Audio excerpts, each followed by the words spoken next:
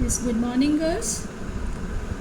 आपने कल इससे पहली वाली वीडियो में राम लक्ष्मण परशुराम संवाद में पहला पद पढ़ा था कि दोनों में जब स्वयंवर के लिए धनुष टूट जाता है तो यह समाचार सुनकर परशुराम जी बहुत क्रोधित होकर सभा में आते हैं और वो धनुष तोड़ने वाले को मतलब राजाओं के समाज से अलग होने के लिए कहते हैं, नहीं तो व्यर्थ में सारे राजा मारे जाएंगे। तो इस बात को सुनकर लक्ष्मण जी आप दूसरे पद में कहते हैं, लखन कहाँ हंसी हमरे जाना, सुनो देव सब धनुष समाना। लक्ष्मण जी हंसी में यानी मुस्कुराकर बोले कि हे देव, हमने तो सारे धनुषी समान माने हैं कि ऐसा कोई फ़र्क नहीं है कि ये शिव धनुष है या दूसरे सामान्य धनुष होते हैं। का क्षति लाभ जून धनु तोड़े, और इस पुराने धनुष को तोड़ने में क्या लाभ और क्या हानि हो सकती है। देखा राम नयन के भोरे, ये तो रामचंद्र जी के छूने मात्र से ही टूट गया है, जिसको रामचंद्र जी ने अपने नयनों से ही देखा था। छूट टूट रघुपति न दोषो, और ये उनके छूने से टूट गया, इसमें रघुनाथ का यानी रामचंद्र जी का कोई दोष नहीं है। मुनि बिनु काज करो कतरोसु, हे मुनि आप बिना कारण के ही इतना गुस्सा रोसु माने गुस्सा क्यों करते हो। बोले चिते परसु की ओरा, रेसठ सुनऊ स्वभाव न मोरा। अब इतनी व्यंगपूर्ण बातें सुनकर लक्ष्मण जी की परशुराम जी अपने परसे को हिलाकर उनका ध्यान आकर्षित करते हुए कहते हैं, रेसठ, सठ मीन्स मूर्ख, अरे मूर्ख, तुमने मेरे स्वभाव के विषय में नहीं सुना है। यानी अपने स्वभाव के विषय में बता रहे हैं कि क्या तुमने मेरे स्वभाव के विषय में नहीं सुना है। बालक बोध बोली बधो नहीं तो ही, मैं तुम्हें बालक समझकर तुम्हारा वध नहीं कर रहा हूँ, केवल मुनि जड़ जाने हुए। तुम मुझे, लक्ष्मण को कह रहे हैं, तुम मुझे सिर्फ जड़ मुनि ही मानते हो, यानी सिर्फ जो कहता है वही मानते हो, करने वाले नहीं दिखा रहे हो। बाल ब्रह्मचारी अति कोई, मैं बचपन से ही बाल ब्रह्मचारी हूँ और अत्यधिक क्रोधी हूँ। कोई मीन्स क्रोधी। विश्व विदित क्षत्रिय कुल द्रोही, और ये विश्वविदित यानी सारा संसार जानता है कि मैं क्षत्रियों के कुल का विद्रोही हूँ। भुजबल भूमि भूप बिन कीनी, मैंने अपनी भुजाओं के बल से यानी अपनी बाजुओं के बल से इस पृथ्वी को, भूप मीन्स राजाओं से रहित कर दिया। आपने देखा होगा पहले के समय में वर्ण के अनुसार ही कार्य होते थे, तो राजा जो होते थे वो क्षत्रिय होते थे। तो यहाँ पर क्षत्रिय कुल के उन्होंने क्या बताया, अपने आप को विद्रोही बताया है, यानी क्षत्रिय कुल का वो विनाश करने वाले हैं। उन्होंने कहा कि अपनी भुजाओं के बल से पृथ्वी को राजाओं से विहीन कर दिया है। विपुल बार महिदेवन नीनी, और अनेक बार मैंने उनको, जो उनके द्वारा जीती हुई जो ज़मीन थी, जो राज्य था, वो मैंने ब्राह्मणों को दान में दे दिया। सहस्र बाहु भुजबल छेद न्यारा, और राजा सहस्रबाहु थे, उनकी जो सहस्र भुजाएं थी उसको भी मेरे परसे ने क्या कर दिया, काट दिया था। परस विलोक महीप कुमार, यह वही परसा है, हे राजा के पुत्र, यह वही परसा है जिसने राजा सहस्रबाहु की भुजाओं को काट दिया था।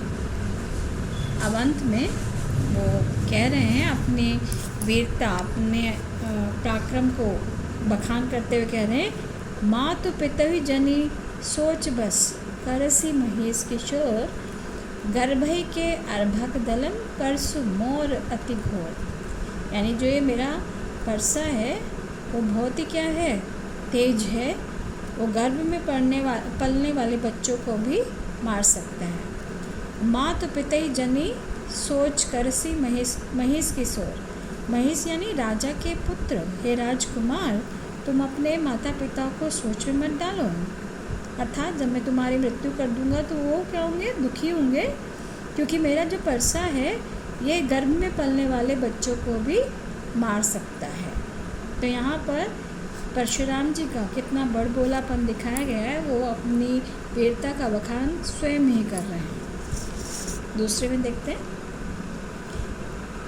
बेहसी लखन बोले मृदुबानी। अब इतनी वीरता का बखान करते हुए जो परशुराम जी थे, उनकी बात को सुनकर यहाँ पर लक्ष्मण जी बार बार उन पर व्यंग कर रहे हैं और हंसकर बोले, लक्ष्मण बेहसी बोले मृदुमानी। लक्ष्मण जी हंसकर कोमल वाणी में बोले, मृदुमानी कोमल। अहो मुनीसु महाभटमानी। हे मुनीश्वर, हे मुनि, आप तो बहुत पराक्रमी हैं। पुण्य पुण्य मोह दिखाओ कुठारा। आप बार बार मुझे क्या कर रहे हो, अपना कुठारा, अपना परसा दिखा रहे हो। चहत उड़ावन फूक पहाड़ों, और ऐसा लग रहा है जैसे कि पहाड़ को फूक मारकर उड़ाना चाहते हैं। तो यहाँ पहाड़ क्या है, अपने लिए लक्ष्मण जी ने प्रयुक्त किया है, यानी अपने आप को बहुत शक्तिशाली बता रहे हैं कि बच्चा समझकर मुझे ऐसे मत डराओ, क्योंकि मैं क्या हूँ, बहुत पराक्रमी हूँ। और ऐसा लगता है जैसे कि फूक मारकर पहाड़ को उड़ाना चाह रहे हैं। ये कुंभड़ बतिया कोई ना, ये क्या है, कुंभड़ का पेड़ नहीं है जिसे कि तुम बहुत कमज़ोर समझ रहे हो। जे तर्जनी देखी मर जाएगी, जो तुम्हारी तर्जनी उंगली, तर्जनी यहाँ पर जो अंगूठे के बराबर की उंगली होती है उसके लिए प्रयुक्त हुआ है, कि उसको देखकर डर जाए। या फिर यहाँ पर जो छुई मुई का कोई पौधा नहीं है जिसे कि उंगली दिखाकर मुरझा देंगे। देखी कुठार सरासन बाना, आपके कुठार यानी परसे को देखकर और आपके धनुष, सरासन कहते हैं धनुष को, देखकर मैं समझ रहा था, कछु कहा सही तर्जुमा, कि शायद आप बहुत पराक्रमी हैं और बहुत बलशाली हैं। भृगुसुत समझ जने बोले, हे भृगुसुत, हे भृगु ऋषि के पुत्र। ये जो परशुराम जी हैं किसके पुत्र हैं, भृगु ऋषि के। मैं आपको भृगु ऋषि का पुत्र समझा और आपके जनेऊ को देखकर समझा। जो ब्राह्मण लोग हैं वो गले में एक सफ़ेद रंग का धागा धारण करते हैं, उसको जनेऊ कहते हैं। जो कछु कहूँ सहो रिसोखी, जो कुछ कहना है आप कह दीजिए अपना गुस्सा बिना रोके हुए। सुर महिसुर हरिजन अरु गाय, हमरे कुल यहीं पर न सुराई।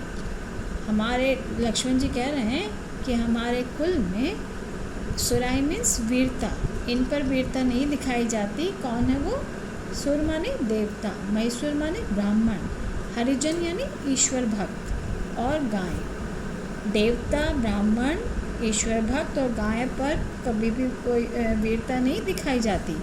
बधई पाप अपकीर्ति हारे, और यदि इनका वध होता है तो पाप लगता है इन चारों का, और यदि इनसे हार जाते हैं तो क्या होता है, अपयश होता है।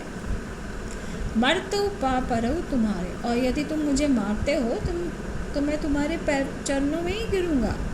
यहाँ पर सम्मान भी दिखाया है कि ऋषि को क्या मानने, सम्माननीय व्यक्ति माने, और उनके मरने पर मैं पैरों में ही गिर जाऊँगा।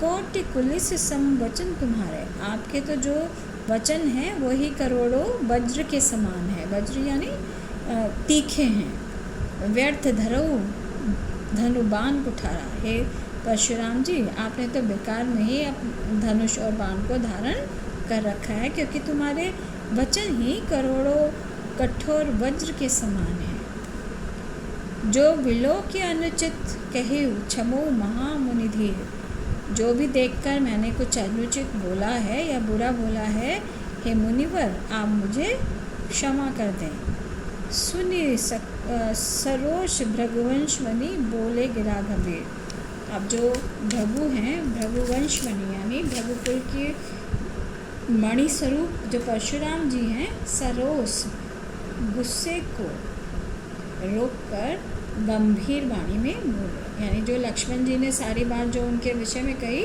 उसको सुनकर जो भृगुवंश मणि परशुराम जी हैं अपना गुस्सा रोककर गंभीर वाणी में कहते हैं। ये स्टूडेंट्स आप लोग अपना पूरा काम करेंगे और अपनी कॉपी में, फेयर कॉपी में जितना भी अभी तक काम करवा दिया है वो सब करेंगे। और इस चैप्टर के बाद हम आपको एक वर्कशीट देंगे जिसको आपको पूरा करना होगा और उसके आपके असेसमेंट में मार्क जोड़ेंगे। तो इसलिए सीरियसली सब स्टडी करें। मैं आपकी अटेंडेंस देख रही हूँ, पूरे आपकी वीडियो नहीं देख रहे हैं आप लोग, तो थोड़ा सा सीरियस होकर पढ़ेंगे। अब थोड़ा सा काव्य सौंदर्य देख लेते हैं। मुनीस महाभट्ट मानी में अनुप्रास अलंकार है। पुनि पुनि में पुनरुक्ति प्रकाश है क्योंकि एक ही शब्द 2 बार प्रयुक्त हुआ है। कछु कहा अनुप्रास। सुर महिसुर अनुप्रास। धरऊ धनु अनुप्रास। कोटिकुलिस अनुप्रास। सुनी सरोस अनुप्रास अलंकार है। गिरा गंभीर में भी। और यहाँ देखिएगा कोटिकुलिस सम वचन तुम्हारा, यहाँ यानी जो वचन है तुम्हारे करोड़ों वज्र के समान है। तो समानता जहाँ दिखाई जाए वहाँ पर उपमा अलंकार होता है। भाषा क्या है? अवधि भाषा है। और छंद क्या है? चौपाई और दोहा। ठीक है। और जो तुलसीदास जी भक्तिकालीन कवि हैं। इसी के साथ आज हम विराम लेते हैं।